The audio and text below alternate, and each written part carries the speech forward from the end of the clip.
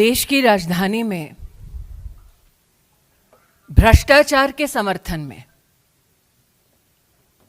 Congress party आज मैदान में उतरी है।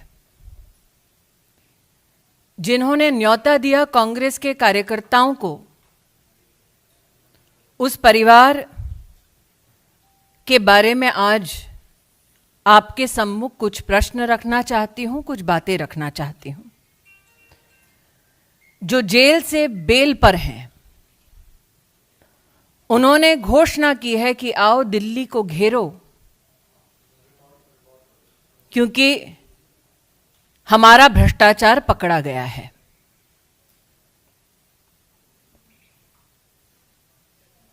एक इन्वेस्टिगेटिंग एजेंसी पर दबाव डालने के लिए कांग्रेस शासित राज्यों के वरिष्ठ नेताओं को विशेष आमंत्रित किया गया है। इन्वेस्टिगेटिव एजेंसी के ऊपर दबाव डालना खुलेआम, कांग्रेस की इस रणनीति को आप क्या नाम देंगे? भ्रष्टाचार के किन मुद्दों पर राहुल गांधी को तलब किया गया है, उन पर थोड़ा विचार करें। एक ऐसी कंपनी 1930 के दशक में गठित होती है जिसका काम है अखबार का प्रकाशन। उस कंपनी का नाम एसोसिएटेड जर्नल लिमिटेड। उस वक्त जिसके शेयर होल्डर थे 5000 से ज्यादा स्वतंत्रता सेनानी, और जिस पर अब कब्जा है गांधी खानदान का। जिस अखबार के प्रकाशन के लिए स्वतंत्रता सेनानी शेयर होल्डर्स सुनिश्चित की गए, उसकी शेयर होल्डिंग एक परिवार को इसलिए दी गई ताकि वो अखबार का प्रकाशन ना करें, बल्कि रियल एस्टेट का बिजनेस करें। साल 2008 में इस कंपनी ने अपने ऊपर 90 करोड़ का कर्जा चढ़ा लिया था और फैसला किया कि अब यह कंपनी प्रॉपर्टी के बिजनेस में उतरेगी। साल 2010 5 लाख रुपए से यंग इंडिया लिमिटेड नाम की कंपनी बनाई गई। महासचिव राहुल गांधी डायरेक्टर के रूप में इसमें सम्मिलित हुए। 75% मात्र उनकी हिस्सेदारी थी, बाकी उनकी माताजी के पास, मोतीलाल वोरा जी और ऑस्कर फर्नांडिस जी जैसे नेताओं के पास। इसके बाद एजीएल के 9 crore shares young India limited को दिए जाते हैं। 9 करोड़ शेयर्स के साथ यंग इंडियन को इस कंपनी के 99% शेयर्स हासिल होते हैं। कांग्रेस पार्टी कंपनी को, मतलब एजीएल को 90 करोड़ का लोन देती है, जो कांग्रेस पार्टी माफ कर देती है। आज मेरा प्रश्न है विनम्रता से उन लोगों से जिन्होंने कांग्रेस का समर्थन किया, कांग्रेस पार्टी के लिए डोनेशन दिया ताकि लोकतांत्रिक गतिविधियों में वो हिस्सा ले सके।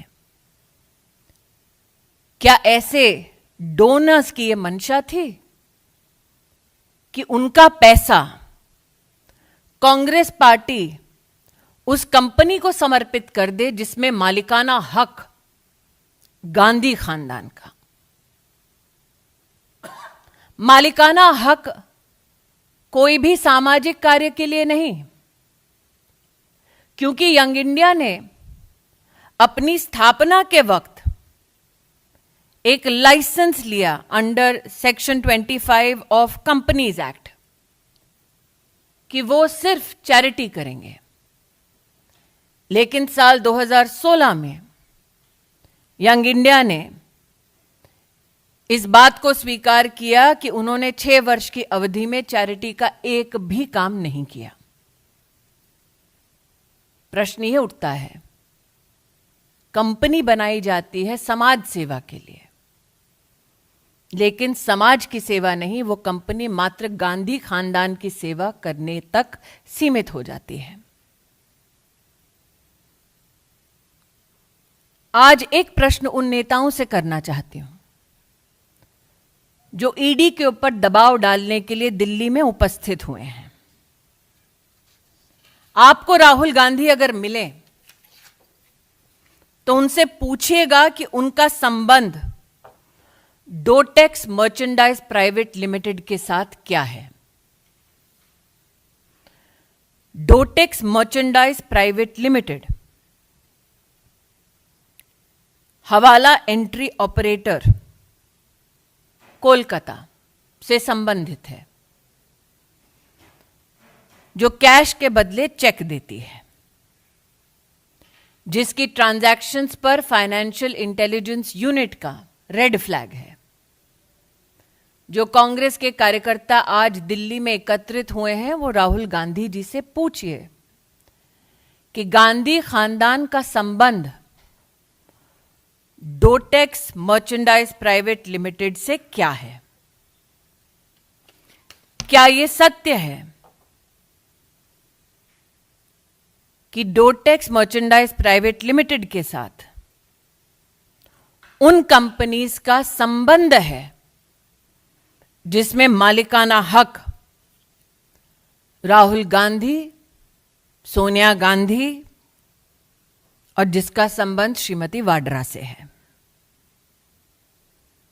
आज जो लोग इन्वेस्टिगेशन एजेंसीज पर दबाव डालना चाहते हैं, उनका ध्यान आकृष्ट करूंगी दिल्ली हाईकोर्ट के 2019 के एक जजमेंट के वाक्य पर।